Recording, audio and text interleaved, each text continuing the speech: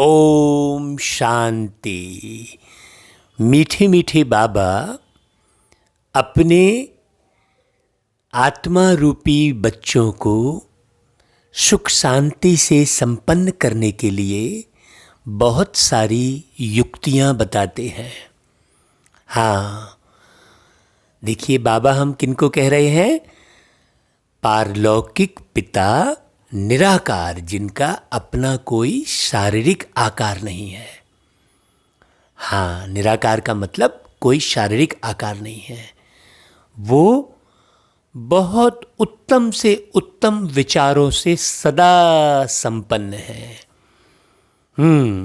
हमेशा सुख देने वाले विचारों से संपन्न है, शांति देने वाले विचारों से संपन्न है।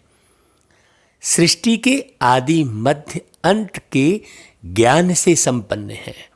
उन्हें मालूम है कि कब क्या होता है, कब कौन सी आत्मा कैसा व्यवहार करती है, कब कौन सी आत्मा कहाँ जाती है, क्या सोचती है। सारा रिकॉर्ड प्यारे पिता परमात्मा, पारलौकिक पिता, उनके पास सारा रिकॉर्ड है।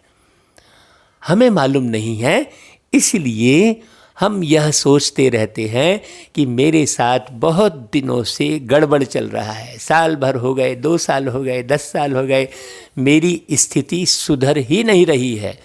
ये हमारे अंदर में ऐसे विचार इसलिए आते हैं क्योंकि हमें समय का पता नहीं है। आपको मालूम होना चाहिए कि परमात्मा का 1 सेकंड 1 वर्ष के बराबर है। तो हमें लगता है कि 10 साल निकल गए, कोई भगवान है ही नहीं, सुनता ही नहीं है वो।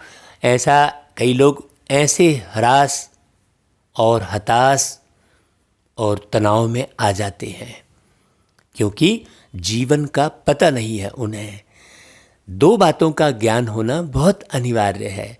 एक, जीवन का रहस्य, ये जीवन क्या है, कैसे निर्मित होता है ये जीवन, हमने ये जीवन लिया क्यों है, कहाँ से आकर हमने यहाँ धरती पर जीवन लिया है और जीवन जी रहे हैं।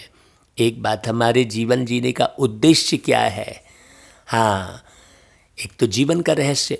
दूसरा, कर्मों की गुह्य गति, अर्थात हम कैसे कर्म करते हैं तो क्या परिणाम मिलते हैं, ये सिस्टम सेट है।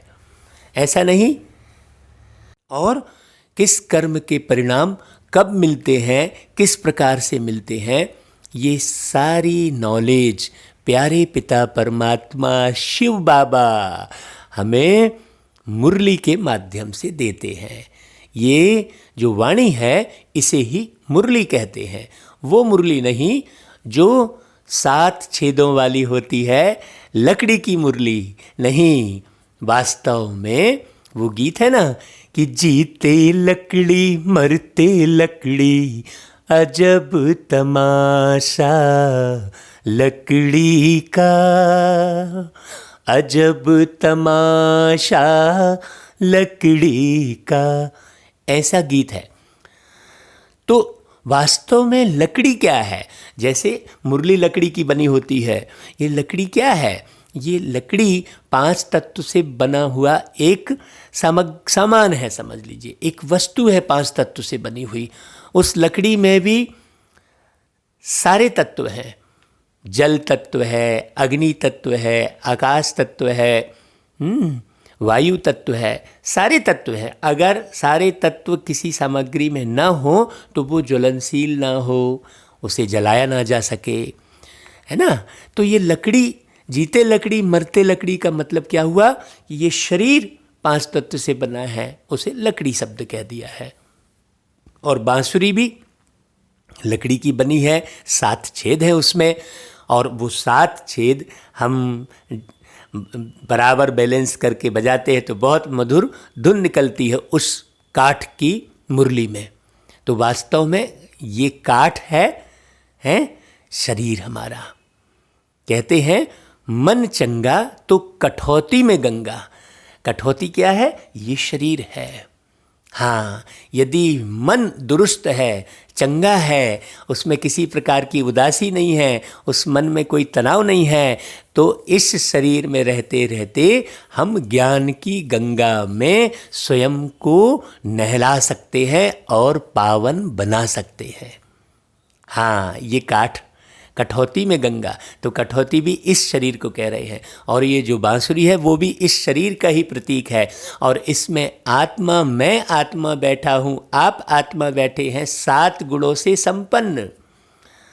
हाँ, वो 7 छेद काहे के प्रतीक है, वो 7 गुणों से संपन्न हम हैं। हर एक आत्मा के अंदर में 7 गुण कहें, 7 शक्तियाँ कहें, वो सब विराजमान है।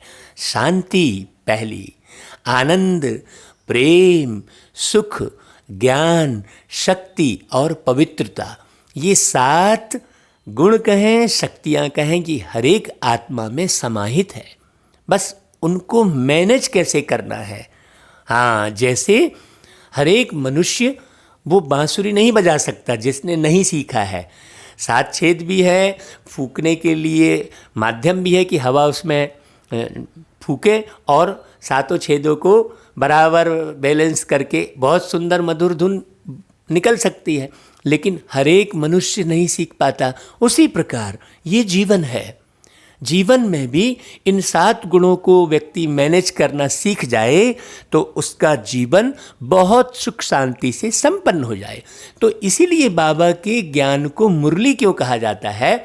मुरली इसलिए कहा जाता है कि बाबा पूरे आदि मध्य अंत के ज्ञान को समझाते हैं, तीनों लोकों के ज्ञान को समझाते हैं, और ज्ञान बताकर बाबा हमें मुरली बजाना सिखाते हैं। मतलब अपने जीवन को मैनेज करना सिखाते हैं 7 गुणों के द्वारा। यदि आपने इन 7 गुणों को मैनेज कर लिया तो आपका जीवन संगीतमय बन जाता है। इसलिए मेरे मीठे मीठे भाइयों बहनों, ये जो प्यारे बाबा की मुरली है, सतगुरु की मुरली है, परम शिक्षक की मुरली है, इसे प्रतिदिन सुनना है और पूरा पूरा सुनना है। आप प्रतिदिन सुनेंगे तो आपका प्रतिदिन तनाव रहित रहेगा, उदासी से रहित रहेगा। हाँ, आप बहुत संपन्न रहेंगे, घर परिवार सुख शांति से भरा हुआ रहेगा, शरीर स्वस्थ रहेगा। बहुत सुंदर प्रक्रिया है ये, इसे बहुत लगन से सुनना है। जब तक लगन नहीं है तब तक जीवन में आनंद नहीं है। तो लगन हमारी कहाँ होनी चाहिए? बाबा की मुरली सुनने में, समझने में, और एक एक शब्द का चिंतन मनन करके धारण करने में हमारी लगन होनी चाहिए। जब तक एक एक शब्द का चिंतन मनन करके हम जीवन में उतारते नहीं हैं, हमारा जीवन संवरता नहीं है। देखो मेरे मीठे भाइयों बहनों, अभी तक तो आप कोई भी एक नाम लेकर रट रहे थे, भगवान को खोज रहे थे। बहुत सारे भक्त चिल्ला रहे थे, माइक लगा के कोई चिल्लाता है, कोई कैंडल जला के ध्यान करता है। देखो अलग अलग तरीके से करते हैं, लेकिन ये मालूम नहीं है कि प्यारे पिता परमात्मा, जिन्हें भगवान, प्रभु, अल्लाह अलग अलग शब्दों से संबोधित करते हैं, वो आकर करते क्या हैं, वो समझाते क्या हैं, ये बात नहीं मालूम होने के कारण हर मनुष्य आत्मा भटक रही है। और मैं आत्मा कितना पदमापदम भाग्यशाली हूँ जो प्यारे पिता परमात्मा की वाणी को एक एक शब्द पढ़ने का मुझे अवसर मिला, समझने का अवसर मिला और स्वयं के निर्माण का अवसर मिला। ये भी बड़े भाग्य की बात है। आपको भी अवसर मिल रहा है, आप चूको मत। हाँ, ये समय आपने बिता दिया यूं ही खाते पीते चलते सोते और अपनी इच्छाओं की पूर्ति करने में। यदि ये समय बिता दिया तो आने वाला समय बहुत विकराल आने वाला है, बाबा रोज बताते हैं। तो आज हम 17 दिसंबर की प्यारे बाबा की मुरली सुनेंगे। और ऐसा नहीं है कि 17 दिसंबर की मुरली को आप 18 तारीख को नहीं सुन सकते, या 18 तारीख को आप 10 जून की मुरली नहीं सुन सकते। नहीं, ये तारीख बाई तारीख इसलिए सेट की गई है कि भाई आप उस तारीख की मुरली को उसी दिन अच्छे से सुन लें तो वो तारीख आपकी बढ़िया होती चली जाएगी। बाकी ऐसा नहीं है, आप पुरानी मुरलियाँ भी लगन से सुने, आप ये कोशिश करें। हाँ, अभी तक मैं समझता हूँ 225 मुरलियों का मनन चिंतन अर्थ सहित वर्णन बाबा ने करवा दिया है और यूट्यूब पर वो प्रसारित हो रही है बिल्कुल समय अनुसार। अमृत बेले बाबा उठा देते हैं और सीधा मुरली की ओर ध्यान खिंचवाते हैं और बहुत सारी ऐसी बातें बताते हैं। कहते हैं कि भैया हो, कहते हैं बेटा, सभी रिश्ते वो बनाते हैं। कभी भैया बोल देते हैं बाबा हमको, कभी बेटा बोल देते हैं। तो सारे रिश्ते बाबा बनाते हैं। तो हम भी उनसे सारे रिश्ते बनाकर सब बातें पूछ लेते हैं। दादी भी बाबा है तो दादा भी बाबा है, एक सर्व रिश्ते एक परमात्मा से। हाँ, कहते हैं ना, तुमेव माता च पिता तुमेव, तुमेव बंधु च सखा तुमेव, तुमेव विद्या द्रविणम तुमेव, तुमेव सर्वम मम देव देव, ऐसा गाते हैं। लेकिन कौन वो तुमेव माता च पिता तुमेव, वो कौन? शरीर रूप में थोड़ी, वो निराकार रूप में माँ भी है, बाप भी है, भाई भी है, सखा भी है, सब है। उसको साकार कथा में अलग अलग रूपों में दिखाया गया है ताकि आप समझें। लेकिन वो निराकार है, ये समझना अनिवार्य है। क्यों? क्योंकि हम साकार के बंधन में बंधते चले जाते हैं और साकार के बंधन में बंधने के कारण हम स्वयं एक निराकार आत्मा हैं और हमारे पिता परमात्मा भी निराकार परमात्मा है, वो हम भूल जाते हैं और हम कष्ट पाते हैं। तो चलिए आज हम सुनते हैं, बाबा कहते हैं, मीठे बच्चे, सतगुरु आया है तुम्हारी ऊंची तकदीर बनाने, तो तुम्हारी चलन बहुत बहुत रॉयल होनी चाहिए। हाँ, अपनी चलन को चेक करो। हम झूठ तो नहीं बोल रहे हैं, हम गफलती तो नहीं कर रहे हैं, हम ज्ञान का आधार लेकर उल्टा सीधा काम तो नहीं कर रहे हैं। नहीं तो कई लोग क्या है, ज्ञान का आधार लेकर भी उल्टा सीधा कार्य कर रहे होते हैं, झूठ बोल रहे होते हैं। हाँ, कहीं भी कुछ भी कर रहे होते हैं, उन्हें ये होश नहीं रहता है कि हमें पूरी तरह से सच्चाई पर चलना है। बाबा फिर प्रश्न करते हैं कि ड्रामा का कौन सा प्लान बना हुआ है, इसलिए किसी को दोष नहीं दे सकते हैं। किसी को भी दोष नहीं दे सकते हैं कि मनुष्य ने ये किया वो किया, नहीं। ये ज्ञान है, ये समझने की बात है। बाबा ऊंचा उठाने के लिए ऐसे प्रश्न कर रहे हैं और उत्तर भी बता रहे हैं, ऊंचा उठाने के लिए, समझने के लिए। ऐसा नहीं है कि बाबा ने कह दिया कि किसी का दोष नहीं है तो फिर अपने दोष देखना भी भूल जाएं हम। नहीं, ये तो ड्रामा अनुसार ही मैं कर रहा हूँ, ऐसा कह लें। नहीं, ये ऊंचा उठाने के लिए जो भी बात कर रहे हैं वो आपको आपकी आध्यात्मिक उन्नति के लिए, ताकि आप कहीं उदास ना हो, निराश ना हो, ड्रामा समझकर उसको वॉश कर दें। ये बात है ना, तो बहुत ध्यान से सुनिएगा। ड्रामा में इस पुरानी दुनिया के विनाश का प्लान बना हुआ है, इसमें कोई का दोष नहीं है।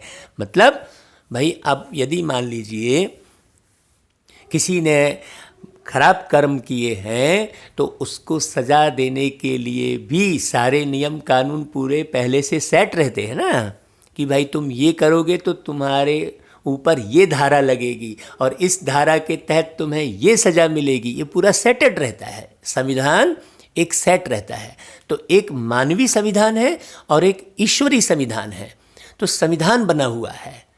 हाँ, तो इसलिए अपने कर्मों पर पैनी नज़र रखना है, नहीं बहाना नहीं मार देना है कि अरे दुनिया ही ऐसी हो गई है, हम क्या करें। नहीं, ऐसा नहीं करना है। दुनिया ही ऐसी हो गई है, हम क्या करें। तो दुनिया का मालिक आकर समझा भी तो रहा है कि क्या करो आप, तो उसे सुनना भी तो चाहिए हमें बहुत अच्छे से। तो बाबा कहता है, इस समय इसके विनाश के लिए प्रकृति को जोर से गुस्सा आया है। चारों ओर अर्थ क्वैक होगी, चारों ओर अर्थक्वेक होगी, बाबा कह रहा है।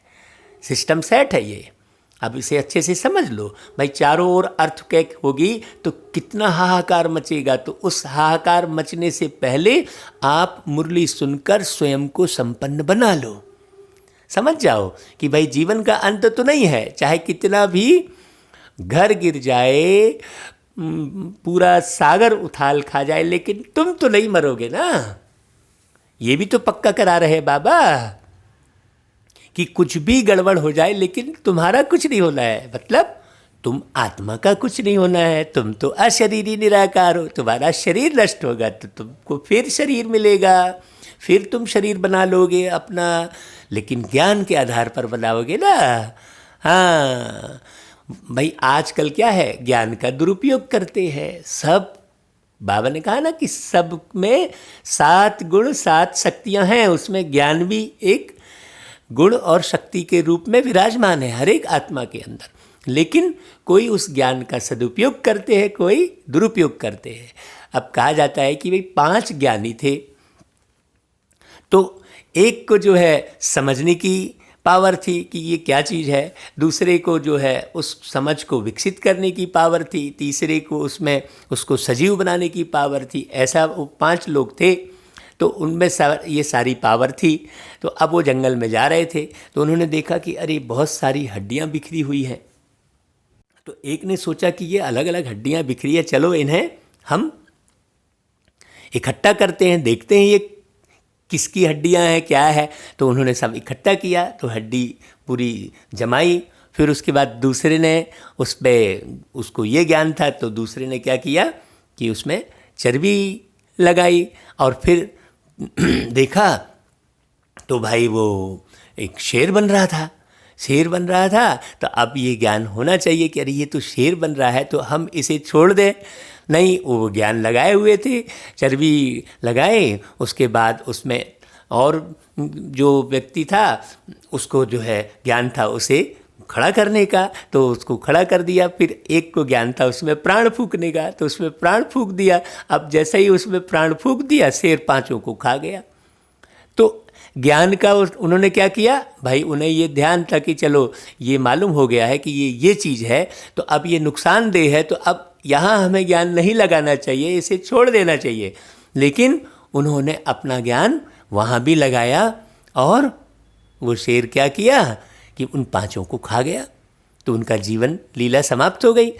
तो ये एक कहानी है, ये कहानी ये समझाने के लिए है कि ज्ञानी तो सब हैं, लेकिन ज्ञान का लोग दुरुपयोग करते हैं। ये ज्ञान सबको है कि वो एक आत्मा है, लेकिन कौन सी आत्मा है, कैसी आत्मा है, आत्मा में हम शक्ति कैसे भर सकते हैं, ये ज्ञान पूरा प्रॉपर वे में लेकर और उस अनुसार चलना, ये विधि तो प्यारे परमात्मा ही सिखाते हैं।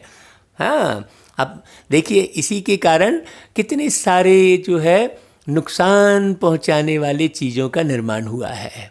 जितने भी नशे की सामग्री का निर्माण हुआ है, मालूम है कि भाई इस नशे की सामग्री से सारी दुनिया बिगड़ रही है, लेकिन फिर भी उसका निर्माण किए जा रहे हैं लोग, और लोग उपयोग किए जा रहे हैं। पता है कि ये चीज़ कैंसर पैदा करेगी, अब फोटो भी छपने लगी उस प्रोडक्ट में, लेकिन फिर भी खाए जा रहे हैं और खिलाने वाला खिलाया जा रहा है। और दूसरी तरफ ये भी बोर्ड लगाया जा रहा है कि भैया ये नुकसानदायक है, इसे उपयोग ना करें। अरे भाई, अगर उसे बंद ही कर दिया जाए, प्रोडक्शन ही बंद कर दिया जाए पूरे तरह से, तो फिर कौन उपयोग करेगा।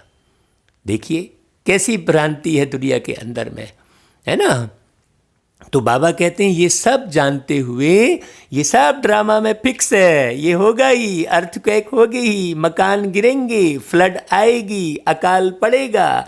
इसलिए बाप कहते हैं कि बच्चे अब क्या करना है, तो अब इस पुरानी दुनिया से तुम अपना बुद्धि योग निकाल दो, ये नहीं बदलेगा।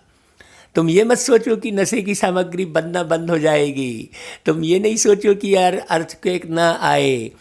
हाँ, नहीं, तुम्हें अपना बुद्धि योग निकालने की मेहनत करनी है। ये ड्रामा में भी फिक्स है कि तुम बुद्धि योग निकालो। अब तुम नहीं निकालोगे, सद्गुरु की श्रीमत पर नहीं चलोगे, जीते जी देह का भान नहीं छोड़ोगे, तो आत्मा को बहुत दुख सहना पड़ेगा। आत्मा को मतलब तुमको। आत्मा कोई अलग चीज़ थोड़ी है। तो बाबा कहता है कि सद्गुरु की श्रीमत पर चलो, जीते जी इस देह का भान छोड़ अपने को आत्मा समझ बाप को याद करने का पुरुषार्थ करते रहो। फिर बाबा गीत भी उसी प्रकार से बजवाते हैं कि हमें उन राहों पर चलना है जहाँ गिरना और संभलना है। ये गीत आप पूरा सुनना, इसमें बहुत सुंदर बात बताई गई है कि भाई ऊपर आकाश से आवाज़ आती है, वो समझाती है, तो वो ये ऊपर से आकाश, उसमें कथा में भी कहा है कि आकाशवाणी हुई। तो ये आकाशवाणी कौन कर रहा है भाई? कृष्ण जी ने तो जन्म ले लिया। तो आकाशवाणी करने वाले हैं निराकार पारलौकिक पिता परमात्मा शिव, और यही वो आकाशवाणी है जो मुरली में आपको रोज सुनाई जा रही है। आप इसे बहुत अच्छे से सुनेंगे, रोज सुनेंगे, समझेंगे, तो आपको पूरा क्लियर हो जाएगा। तो बाबा कहते हैं भाई किन राहों पर चलना है? बाबा कहते हैं ओम शांति।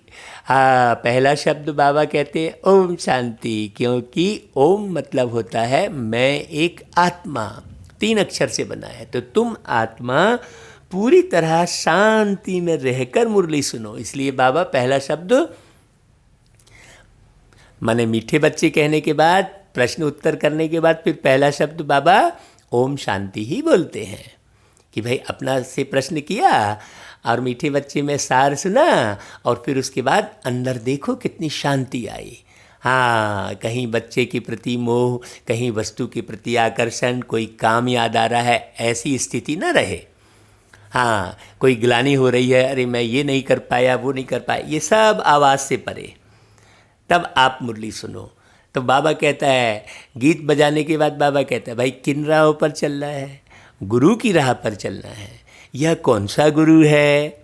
उठते बैठते मनुष्यों के मुख से निकल जाता है वाह गुरु। हाँ, वो कहते हैं ना, वाहे गुरु की खालसा वाहे गुरु की फतेह, ऐसा कहते हैं ना। तो वाह गुरु निकलता ही है। तो गुरु तो अनेक हैं, लेकिन वाह गुरु किसको कहेंगे? हाँ, किसकी महिमा गाएंगे? क्योंकि गुरु ग्रंथ साहिब में गुरु नानक जी ने कहा था कि एको ओंकार निराकार, और ऊपर उंगली इशारा की थी। तो फिर कौन से गुरु की बात कही थी भाई? तो बाबा कहता है कि सद्गुरु तो एक ही बाप है। एक ही बाप मतलब वही निराकार पारलौकिक पिता ज्योति स्वरूप कहते हैं शिव बाबा है। भक्ति मार्ग के तो ढेर गुरु है, कोई किसकी महिमा करते, कोई किसकी महिमा करते हैं। बच्चों की बुद्धि में है सच्चा सद्गुरु वो एक है जिसकी वाह वाह मानी जाती है। क्यों? क्योंकि वो सब बातों से परे है। वो उनके लिए गाते हैं, प्रभु जी मेरी अवगुण चित्त ना धरो, ऐसा बोलते हैं। अब भगवान क्यों अवगुण चित्त में रखेगा भाई? ये अवगुण चित्त में रखने वाला तो इंसान है, तो प्रभु के सामने ऐसा गीत गाते हैं। अगर परमात्मा सबके अवगुण अपने चित्त में रखेंगे तो फिर समझाएंगे कैसे?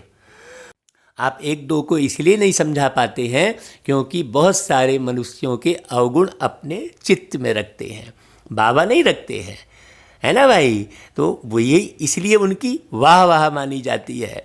सच्चा सद्गुरु है तो जरूर झूठे भी होंगे, तब तो सच्चा सद्गुरु कहते हैं, सतनाम कहते हैं, है ना भाई? तो झूठे भी जरूर होंगे।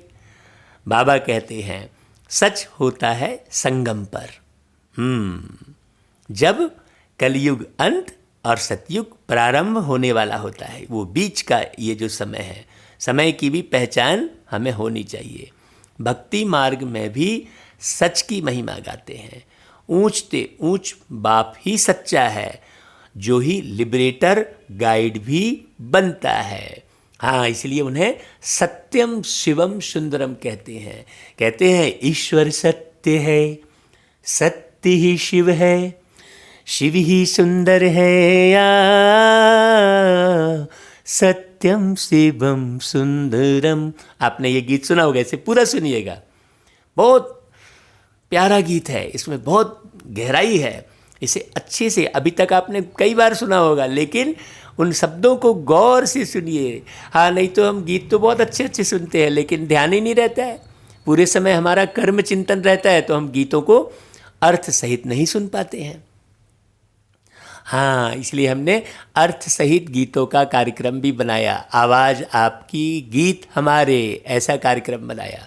उस कार्यक्रम में आपको अर्थ सहित गीत सुनाने होते हैं। तो सत्यम कौन है? परमात्मा शिव है। तो सच्चा सद्गुरु भी कौन कहलाएगा? निराकार परमात्मा शिव ही कहलाएगा। वही लिबरेटर गाइड भी बनते हैं। आजकल के गुरु लोग तो गंगा स्नान पर व तीर्थों पर ले जाने के गाइड बनते हैं कि जाओ भाई गंगा में नहा लो, पावन बन जाओगे। अरे भाई, गंगा में नहाने से पावन बनते तो जहाँ जहाँ से गंगा गुजरी है वहाँ तो लड़ाई झगड़े और सब बंद हो जाते। अब आप गौर कीजिए कि जहाँ जहाँ से गंगा गुजरी है वहाँ पाप कर्म नहीं हो रहे हैं क्या? वो तो रोज ही नहा रहे हैं। तो सोचने की बात है, कितना हम अंधश्रद्धा में भटक रहे हैं। तो वो गुरु कहाँ ले जाते हैं? वो तो गंगा में नहाने बोल देते हैं, है ना भाई?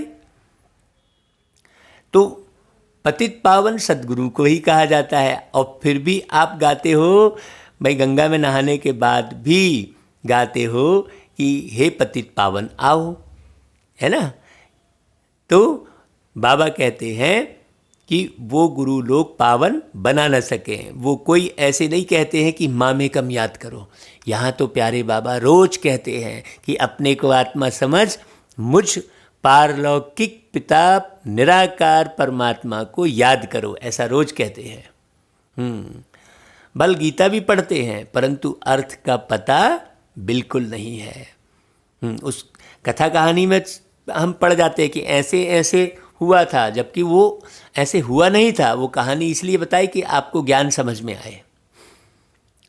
बाबा कहते हैं अगर समझते सद्गुरु एक है तो अपने को गुरु नहीं कहलाना चाहिए। लेकिन अपने को गुरु कहलाकर शिष्यों को चरणों में गिरवाते हैं। ये भी बाबा कहता है ड्रामानुसार भक्ति मार्ग की डिपार्टमेंट ही अलग है, जिसमें अनेक गुरु अनेक भक्त हैं, और यह तो एक ही है। फिर यह देवी देवताएं पहले नंबर में आते हैं, अभी लास्ट में बैठे हैं। बाप आकर इन्हों को सतयुग की बादशाही देते हैं। किनको? जो दिव्य गुण संपन्न इस संगम में बनता है। सिस्टम है ये। तो बाबा कहते हैं जब उन देवी देवता बनी आत्माओं को बाबा बादशाही देते हैं तो और सबको ऑटोमेटिकली वापस जाना ही होता है। ये सिस्टम सेट है। बाकी सब परम धाम में जाकर टिक जाते हैं। इसलिए सर्व का सद्गति दाता एक कहा जाता है, सबका मालिक एक कहा जाता है। तुम समझते हो कल्प कल्प संगम पर ही देवी देवता धर्म की स्थापना होती है। तुम समझते हो, मतलब जो बच्चे रोज मुरली सुनते हैं वो समझ पाएंगे। तुम पुरुषोत्तम बनते हो, बाकी और कोई काम नहीं करते। गाया भी जाता है गति सद्गति दाता एक है, बाकी काम सारे तुम बच्चों को ही करने हैं। ऐसा नहीं कि बाबा तुम्हारी बीमारी भी ठीक करेगा तो बाबा तुम्हें जो है इस देह से मुक्त होने से भी बचाएगा। नहीं, हमें सावधानी से गाड़ी चलानी है तो एक्सीडेंट नहीं होगा। हमें सावधानी से ये शरीर रूपी गाड़ी को भी चलाना है। इसमें जो शुद्ध एनर्जी देनी चाहिए वही देना है, कुछ भी नहीं खाना है। ऐसा नहीं कुछ भी खा लिए फिर भगवान बचाएगा, ऐसा नहीं है। ये बहुत बड़ी भ्रांति है। प्यारे पिता परमात्मा का काम ही है गति सद्गति देना, ज्ञान देकर उन्नति को दिलाना। बाबा कहते हैं यह बाप की ही महिमा है। गति सद्गति संगम पर ही मिलती है, उस समय अनुसार ही मिलेगी। सतयुग में तो है एक धर्म, यह भी समझ की बात है ना।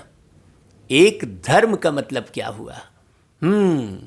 माने एक धर्म का मतलब सब एक जैसे गुणवान होंगे, एक जैसे विचार वाले होंगे, अलग अलग विचार नहीं होंगे, एक की मत पर सब चलेंगे, ऐसा। बहुत बारीक बात है, यह भी समझ की बात है, परंतु यह बुद्धि देवे कौन? तुम समझते हो बाप ही आकर युक्ति बताते हैं, श्रीमत देते हैं, किसको? आत्माओं को। वह बाप भी है, सदगुरु भी है, टीचर भी है, ज्ञान सिखलाते हैं ना। बाकी सब गुरु भक्ति ही सिखलाएंगे कि हाँ भाई चलो नाम रटो तुम भाई। अब केवल किसी एक नाम को रटने पर ज्ञान तो नहीं मिलेगा ना, समझ तो नहीं मिलेगी ना कि हम कहाँ से आए, क्या करने के लिए आए, ये सारा सिस्टम तो नहीं मालूम पड़ेगा ना। नाम रटने में ही पूरा जीवन निकल जाएगा। हाँ, समय तो जा रहा है, केवल नाम रटने से क्या हुआ? नहीं, बाबा कहते हैं ज्ञान से तुम्हारी सद्गति होती है, फिर इस पुरानी दुनिया से चले जाते हैं। तुम्हारा यह बेहद का संन्यास भी है, इसे समझना। बाप ने समझाया है, अभी 84 जन्मों का चक्र पूरा हुआ है। ये बात कोई बोलेगा क्या? बाबा को तो मालूम है ना। समय अनुसार बाबा नीचे आएंगे और बताएंगे कि भैया अब 84 का चक्र पूरा हो गया है, अब चलो तुम मेरे साथ घर। तुम्हें चलना ही पड़ेगा। तुम ज्ञान से समझ कर चलो, चाहे प्रकृति के अर्थक्वेक से शरीर छोड़ो, तुम्हें तो शरीर छोड़ना है, और समझ से शरीर छोड़ोगे तो हल्के रहोगे, और अनायास शरीर छोड़ दोगे बिना ज्ञान के तो भारी रहोगे। शरीर छोड़ने के बाद अरे कहाँ आ गया मैं, मेरे बच्चे कहाँ चले गए, अरे मेरा मकान कहाँ चला गया, उसी भ्रम में रहोगे। इसीलिए रोज मुरली सुनकर अपने अंदर समझ विकसित करो, ताकि अर्थक्वेक में शरीर छूट जाएगा तो भटकोगे नहीं। हाँ, बहुत सारी मनुष्य आत्माएं भटक रही हैं, इसीलिए जो शरीर में रहने वाली आत्माएं उनको बहुत परेशानी है।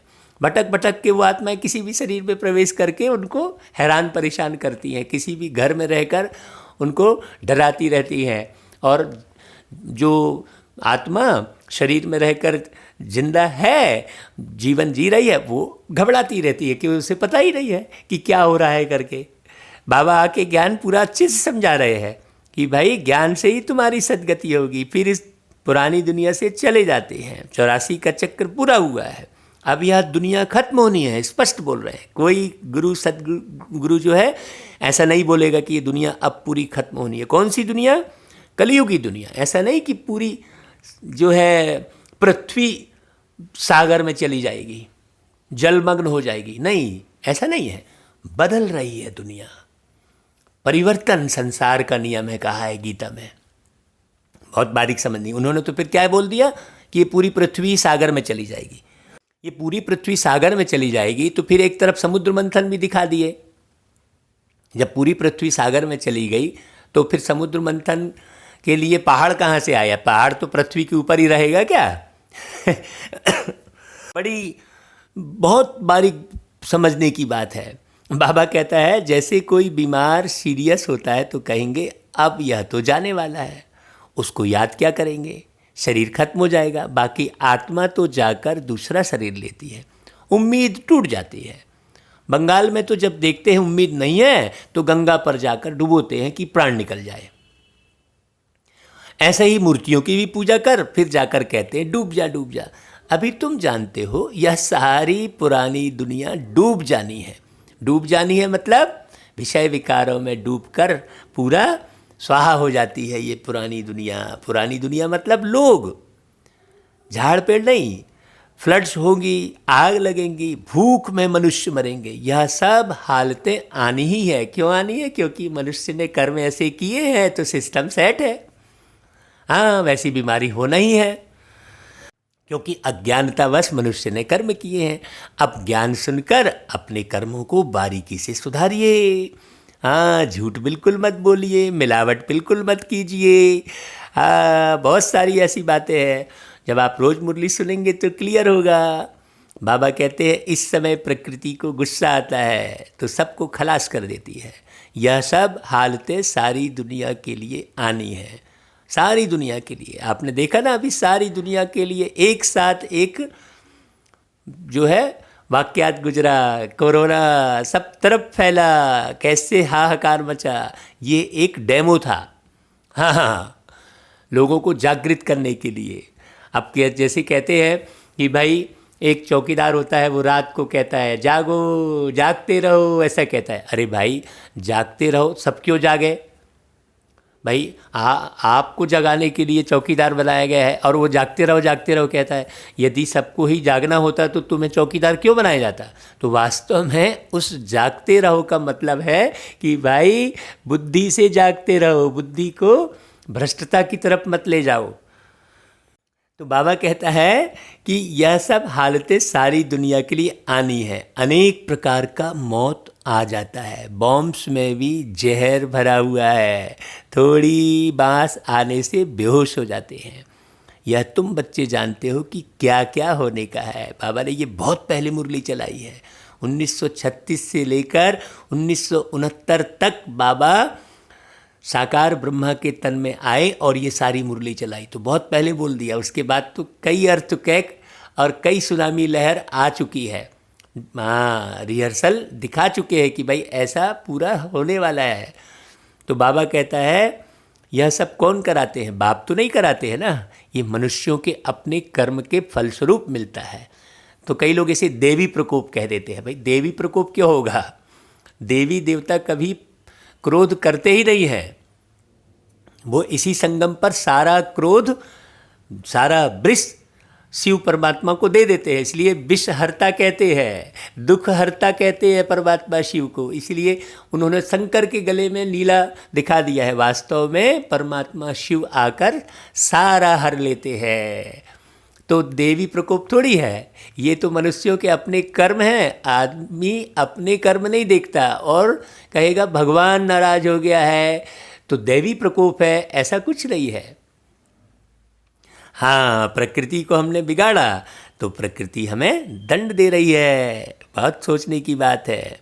बाबा कहता है ये बाप नहीं कराते, यह ड्रामा में नून है, कोई पर दोष भी नहीं देंगे। ड्रामा का प्लान बना हुआ है, पुरानी दुनिया से फिर नई जरूर होगी। नेचुरल कैलेमिटीज आएंगी, विनाश होने का ही है। इस पुरानी दुनिया से बुद्धि का योग हटा देना, इसको कहेंगे बेहद का संन्यास। है ना भाई? बड़ी समझने की बात है। अब देखो अगले पैराग्राफ में बाबा क्या कहते हैं। अब तुम कहेंगे सद्गुरु वाह, जो हमको रास्ता दिखाते हैं, बच्चों को भी समझाते हैं। ऐसी चलन नहीं चलो जो उनकी निंदा हो। तुम यहाँ जीते जी मरते हो। हाँ, देह को छोड़ अपने को आत्मा समझते हो। इसको कहेंगे जीते जी मरना। और इसकी भी बड़ी गहराई है। जीते जी मरना किसे कहेंगे? किस कर्तव्य को जीते जी मरना कहेंगे? इस पर भी पूरी क्लास अलग से कराई है, आप ढूंढ लेना। हाँ, उसमें बहुत सारी वीडियो है यूट्यूब चैनल पर। हाँ, अनमोल मणि के नाम से यूट्यूब चैनल है, आप उसमें पूरी क्लास और भी सुनना। दादियों की भी क्लास उसमें हम भेजते हैं। हाँ, बहुत अच्छी अच्छी क्लास चुन के भेजते हैं उसमें। तो बाबा कहते हैं तुम यहाँ जीते जी मरते हो, देह को छोड़ अपने को आत्मा समझते हो। देह से न्यारी आत्मा बन बाप को याद करना है। यह तो बहुत अच्छा कहते हैं, वाह सद्गुरु वाह। पारलौकिक सद्गुरु की वाह वाह होती है। लौकिक गुरु तो ढेर है, सद्गुरु तो एक ही है सच्चा सच्चा, जिसका फिर भक्ति मार्ग में भी नाम चला आता है। सारी सृष्टि का बाप तो एक ही है। नई सृष्टि की स्थापना कैसे होती है यह अभी किसको पता नहीं है। शास्त्रों में तो दिखाते प्रलय हो गई, फिर पीपल के पत्ते पर श्री कृष्ण आया। अभी तुम समझते हो पीपल के पत्ते पर कैसे आएगा भाई? कृष्ण की महिमा करने से कुछ फायदा नहीं होता है, कृष्ण जैसा बनने से फायदा होता है। केवल महिमा करने से फायदा नहीं होगा। कृष्ण ने क्या क्या किया, कब क्या किया, इसे बारीकी से समझना है। अब मटकी फोड़ी, वस्त्र हर लिए, ऐसा नहीं है। ये अवतार ले लिए, फिर वो अवतार ले लिए, फिर नारायण बन गए, ये तो कह दिया। लेकिन नारायण कैसे बने, किसने बनाया उन्हें नारायण? हाँ, कहते राम भी वही बनते हैं, तो राम कैसे बने, ये सब समझने की बात है। नहीं, वही भगवान है, वही राम बनते हैं, वही कृष्ण बनते हैं? नहीं, भगवान ही राम और कृष्ण क्यों बनेगा? भगवान राम और कृष्ण बनाते हैं। आप बच्चों में से जो बच्चा पुरुषार्थ करता है वो राम और कृष्ण बनता है। कहते भी है ना, हर बाला देवी की प्रतिमा, बच्चा बच्चा राम है। ये अपने हिंदू धर्म में ये गीत गाया गया है। पीपल के पत्ते वाला जो है उसके बारे में भी पूरा विस्तार से समझाया है। भाई पीपल के पत्ता किसे कह रहे हैं? भाई एक छोटे से पीपल के पत्ते में कोई सामान टिक नहीं सकता है, तो बच्चा कैसे सा शरीर आ जाएगा? सोचने की बात है। इस पर भी विस्तार से बताए हैं, उसको शॉर्ट में हम बता देते हैं कि भाई अभी भारत का नक्शा पूरा टेढ़ा मेढ़ा है, और जब सारे लोगों के दिल मिल जाते हैं और पूरा विश्व एक हो जाता है, तो इस पूरे विश्व का आकार दिल के आकार का हो जाता है। नक्शा ही दिल वाला हो जाता है, फिर उसमें बहुत सुंदर दुनिया का निर्माण होता है। तो इसलिए पीपल का पत्ता कह दिए। हाँ, क्योंकि दिल का आकार और पीपल के पत्ते का आकार एक जैसा होता है, सबके दिल मिल जाते हैं। कोई नक्शा, कोई पार्टीशन रहता ही नहीं है। तो नक्शा अलग से टेढ़ा मेढ़ा कोई बनता नहीं है कि हाँ देखो छत्तीसगढ़ का नक्शा दरियाई घोड़े की तरह बन रहा है तो कोई नक्शा कैसा दिख रहा है, ऐसा नहीं होगा। बहुत प्यारी बात है।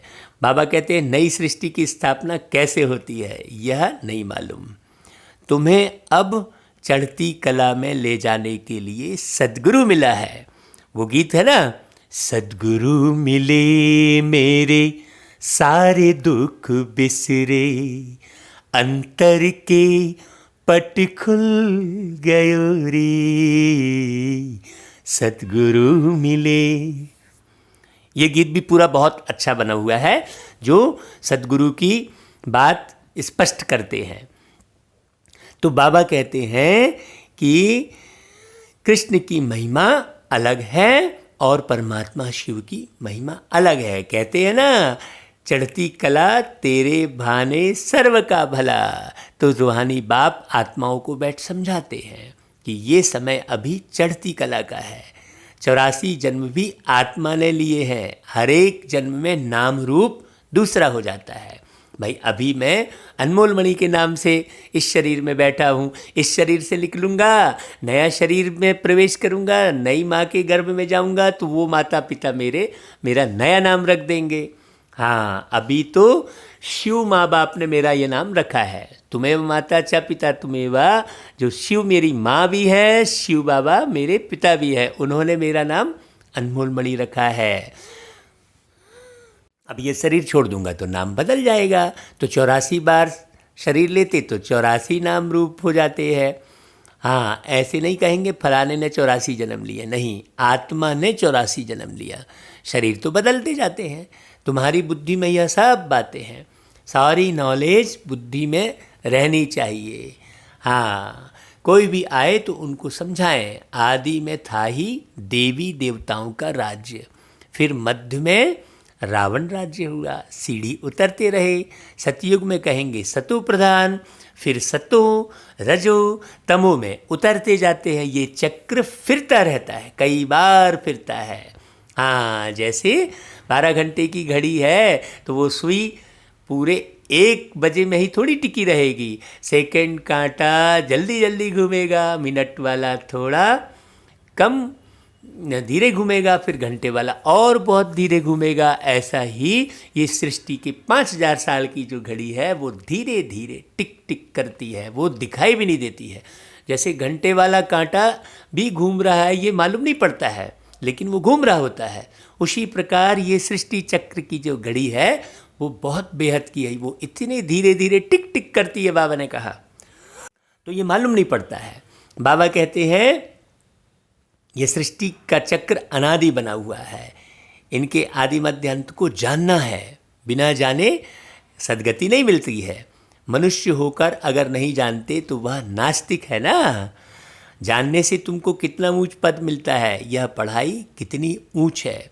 बड़ा इम्तहान पास करने वाले की दिल में खुशी होती है ना। हाँ भाई, अब बाबा का ज्ञान लेकर हम अगले जन्म में मस्त राजा महाराजा जैसा बनेंगे, बढ़िया राजमहल में रहेंगे। भाई अच्छे अच्छे मकान बनाने की ख्वाहिश किसको रहती है? आत्मा को ही ना। जिस शरीर से आत्मा निकल गई, क्या वो शरीर थोड़ी ख्वाहिश रखेगा कि मेरे भी अच्छा मकान होना चाहिए, अच्छी गाड़ी होनी चाहिए? ये सब आत्मा ही रखती है ना। तो बस आत्मा को ही तो बाबा दे रहे राजाई। अंदर में जिसको ज्ञान रहेगा उसको खुशी होगी कि भाई हम बड़े से बड़ा पद पाएंगे। तुम जानते हो, यह लक्ष्मी नारायण अपने पूर्व जन्म में सीखकर फिर मनुष्य से देवता बने हैं। ये राज अभी तक किसी ने नहीं बताया था। हाँ, वो लोग तो नारायण की पूजा करो कह रहे थे, और बाबा कह रहे हैं नारायण बनो। अंतर हो गया ना बहुत। इस पढ़ाई से यह राजधानी स्थापन हो रही है। पढ़ाई से कितना ऊंच पद मिलता है, वंडर है ना। इतने बड़े बड़े मंदिर जो बनाते हैं, अथवा जो बड़े बड़े विद्वान आदि हैं, उनसे पूछो सतयुग आदि में इन्होंने जन्म कैसे लिया, तो बता नहीं सकेंगे। तुम जानते हो, यह तो गीता वाला ही राजयोग है। गीता पढ़ते आए हैं, परंतु उससे फायदा कुछ नहीं है। अब तुमको बाप बैठ सुनाते हैं। तुम कहते हो बाबा हम आपसे 5000 वर्ष पहले भी मिले थे। क्यों मिले थे भाई? स्वर्ग का वर्षा लेने, लक्ष्मी नारायण बनने के लिए।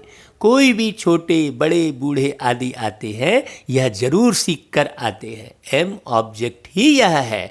सत्यनारायण की सच्ची कथा ही यही है ना। यह भी तुम समझते हो, राजाई स्थापन हो रही है। जो अच्छी रीति समझ लेते हैं उनको आंतरिक खुशी रहती है। बाबा पूछेंगे हिम्मत है ना राजाई लेने की? अभी कल हमारे ऑफिस में एक भाई आए, वो कहने लगे हम भी ऐसा क्या करें जो आपकी तरह बन जाए, ऐसा कहने लगे वो भाई। तो मैंने कहा अरे भाई वाह, ये तो आपकी अच्छी भावना है। हमने कहा कि आप रोज बाबा की मुरली को सुबह 3 बजे बहुत ध्यान से सुने, साइलेंट में बहुत एकाग्र होकर सुने। हाँ, क्योंकि हम भी जो बने हैं, जो खुशी हमने पाई है, वो बाबा की मुरली सुनकर, समझकर और एक एक शब्द को अपने जीवन में उतार कर पाई है। हमने वो बात भाई को बताई। जो भाई हमारे ऑफिस में आया, तो बाबा कहते हैं इस समय हम अपने को दे समझ बैठे थे, अब बाप ने हमको राइटियस रास्ता बताया है। देही अभिमानी बनने में मेहनत लगती है, घड़ी घड़ी अपने नाम रूप में फंस पड़ते हैं।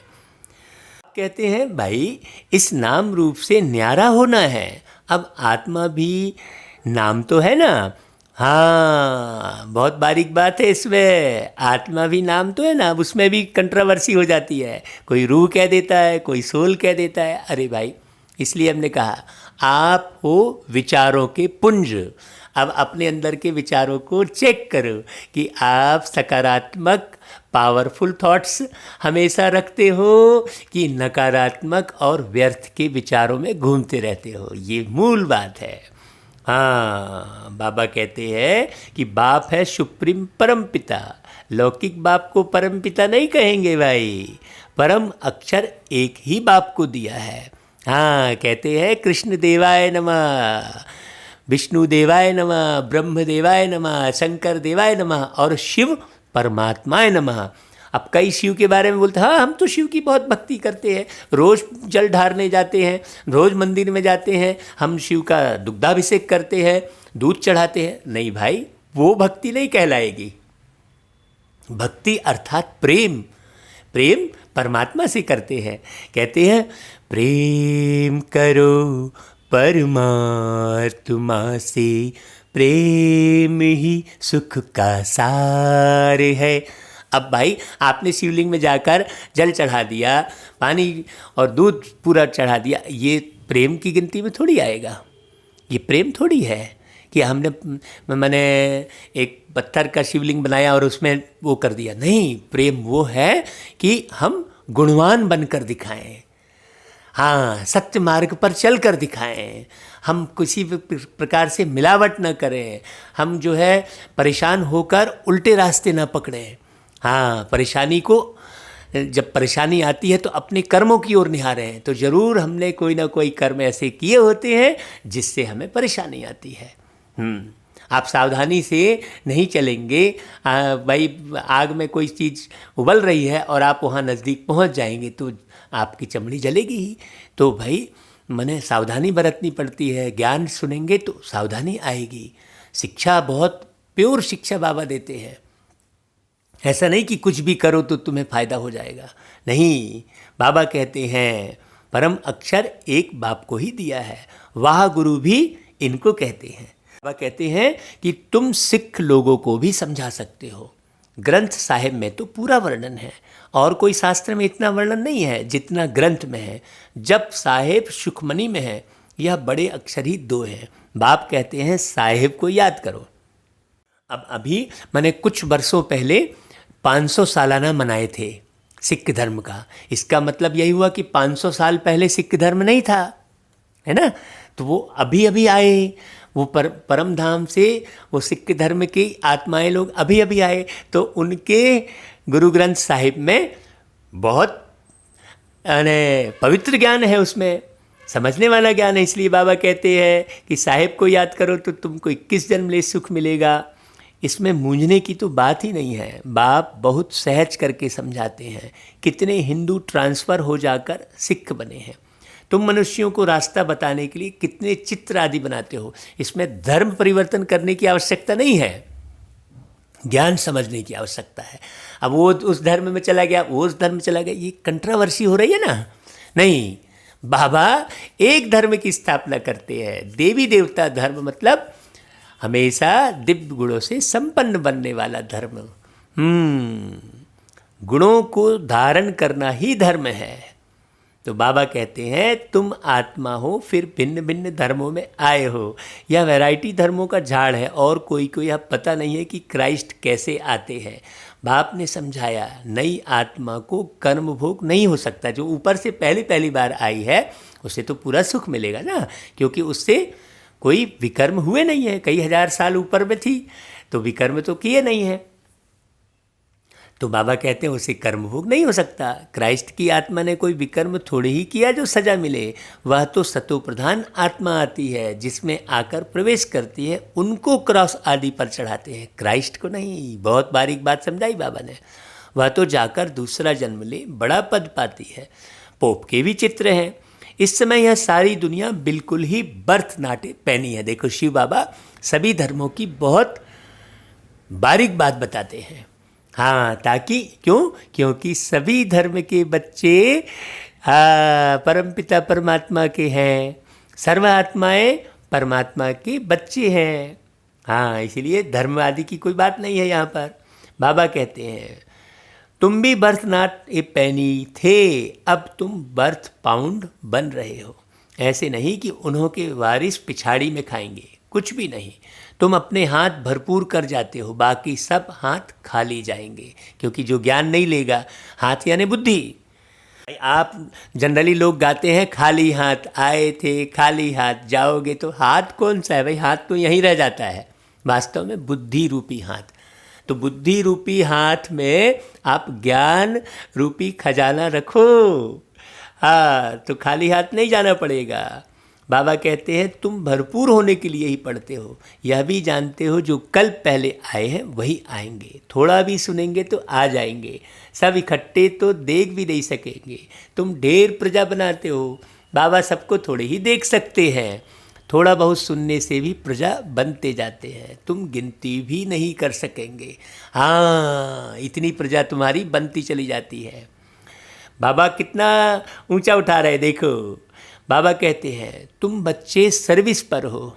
जो मुरली सुन रहा है वो जरूर सर्विस करेगा। कौन सी सर्विस? लोगों को गुणवान बनाने की सर्विस, लोगों को चरित्रवान बनाने की सर्विस। हाँ, ऐसा नहीं कि केवल ज्ञान ही ज्ञान सुना रहे हैं, लोगों को प्यार से भरपूर करने की सर्विस, बाबा का प्यार लुटाने की सर्विस। बाबा भी सर्विस पर है। बाबा सर्विस बिगड़ रह नहीं सकते। रोज़ सुबह को सर्विस करने आते हैं। देखो बाबा सत्संग आदि भी सुबह को ही करते हैं ना, उस समय सबको फुर्सत होती है। इसलिए हाँ, सब भाई बहनों को कहते हैं सवेरे 3 बजे उठकर ये वाली मुरली सुन लेना आप बाबा की। बाबा तो कहते हैं तुम बच्चों को घर से बहुत सवेरे भी नहीं आना है और रात को भी नहीं आना चाहिए, क्योंकि दिन प्रतिदिन दुनिया बहुत खराब होती जाती है। हाँ, ये भी बड़ी बारीक बात है।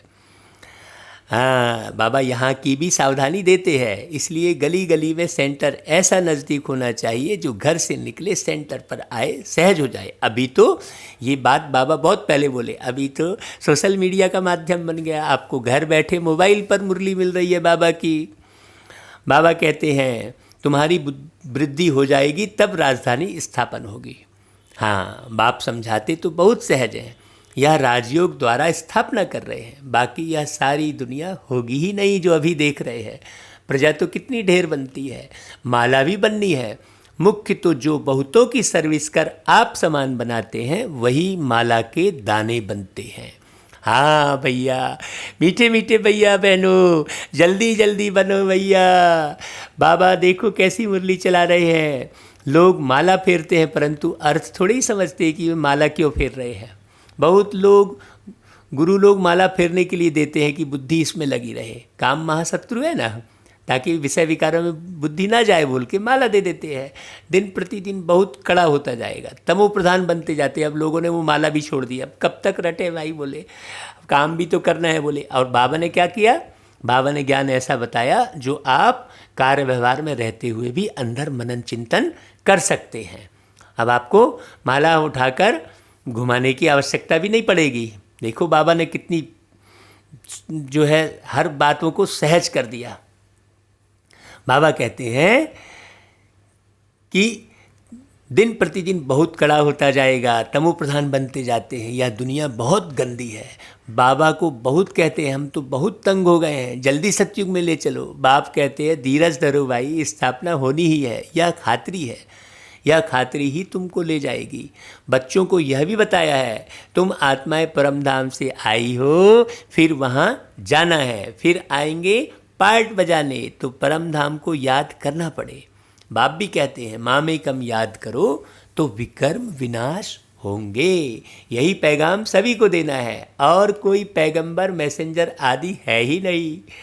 हाँ, सबसे बड़ा पैगंबर जो अंबर के उस पार रहते हैं वही सबसे बड़े पैगंबर और मैसेंजर हैं। वे तो मुक्ति धाम से नीचे ले आते हैं, फिर उनको सीढ़ी नीचे उतरना है। जब पूरे तमो प्रधान बन जाते हैं तब फिर बाप आकर सबको सतो प्रधान बनाते हैं। हाँ भाई, नीचे कौन ले आते हैं, मुक्ति धाम से नीचे कौन ले आते हैं? जितने भी धर्म वाले हैं वो तो मुक्ति धाम से नीचे ले आते हैं, धर्म की स्थापना करते हैं तो उनके पिछाड़ी और आत्माएं नीचे आती हैं भाई। और बाबा तो हमें ऊपर ले जाते हैं, इसलिए उन्हें ऊपर वाला कहते हैं। हाँ, बाबा कहते हैं उनको तो फिर सीढ़ी नीचे उतरना ही है। जब पूरे तमो प्रधान बन जाते हैं तब फिर बाप आकर सबको सतो प्रधान बनाते हैं। तुम्हारे कारण सबको वापस जाना पड़ता है, क्योंकि तुमको नई दुनिया चाहिए ना, यह भी ड्रामा बना हुआ है। तो बच्चों को बहुत नशा रहना चाहिए भाई। देखो हमारे लिए दुनिया बन रही है, सतयुगी स्वर्ग बन रहा है। अच्छा भाई, बाबा फिर याद प्यार देते हैं। सब बच्चे बाबा का याद प्यार स्वीकार करके और बाबा को खूब याद करें, बहुत प्यार करें, बाबा की मुरली में लगन बढ़ाएं। अच्छा भाई, फिर धारणा के लिए सार, इस देह के नाम रूप से न्यारा होकर देही अभिमानी बनना है। देही मतलब होता है आत्मा, और देह माने शरीर। एक जो है लकीर की बात है। हाँ, ऐसी चलन नहीं चलनी है जो सद्गुरु की निंदा हो। दूसरा, माला का दाना बनने के लिए बहुतों को आप समान बनाने की सेवा करनी है। पहले आप स्वयं बनो। हाँ, सुनने लगे और समझाने लगे ऐसा नहीं, आप पहले स्वयं पूरा बनो। आप देखो स्वयं नष्टो मोहा बने हो, स्वयं नाम रूप से न्यारे हो, फिर ऐसा बन के फिर औरों को बनाना। हाँ, तो आप समान बनाने की सेवा करना। जब तक आप समान नहीं बनाएंगे तो कैसे होगा?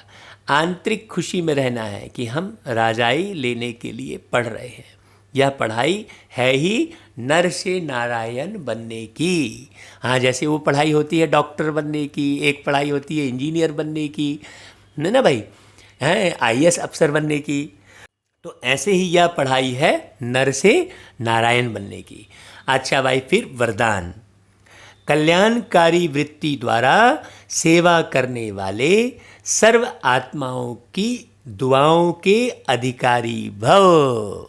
भाई, कल्याण कल्याणकारी वृत्ति द्वारा सेवा करना, यही सर्व आत्माओं की दुआएं प्राप्त करने का साधन है। भाई सबका कल्याण होना चाहिए। जब लक्ष्य रहता है कि हम विश्व कल्याणकारी हैं तो अकल्याण का कर्तव्य हो नहीं सकता। अब कई लोग अपना नाम कल्याण रख देते हैं। देखो, आपने नाम अपना कल्याण रखा है तो क्या सबका कल्याण करने के भाव सदा उत्पन्न हो रहे हैं? नहीं, नाम ही बस रखने से थोड़ी हो जाता है। इसलिए बाबा ने कहा, बच्चे नाम रूप से न्यारे होकर सिर्फ कर्म की ओर ध्यान देना। जैसा कार्य होता है वैसी अपनी धारणाएं होती है, इसलिए कर्म की ओर विशेष ध्यान देना। अगर कार्य याद रहे तो सदा रहमदिल, सदा महादानी बनेंगे, सदा महादानी रहेंगे, है ना भाई? बनेंगे भी और रहेंगे भी। हर कदम में कल्याणकारी वृत्ति से चलेंगे, मैंपन नहीं आएगा, निमित्तपन ही याद रहेगा। ऐसे सेवाधारी को सेवा के रिटर्न में सर्व आत्माओं की दुआओं का अधिकार स्वतः प्राप्त हो जाता है। हाँ, दुआओं का खाता उनका बढ़ता चला जाता है। हाँ, अच्छा भाई, फिर स्लोगन, साधनों की आकर्षण साधना को खंडित कर देती है। देखो कितना प्यारा स्लोगन। इसलिए साधनों की आकर्षण में न पड़ो कि नहीं ये साधन मेरे लिए होना चाहिए। जैसा साधन मिले साधना चालू रखो। हाँ हाँ भाई, बहुत बारीक बारीक बातें बाबा ने बताई। बाबा का दिल से शुक्रिया अदा करते हुए सारा दिन बाबा की याद में रहना। मेरे मीठे भाइयों बहनों, आपसे करबद्ध प्रार्थना है, हृदय से गुजारिश है, प्यारे बाबा को ही याद करना और उनकी मुरली को बार बार सुनना। अच्छा भाई, ओम शांति।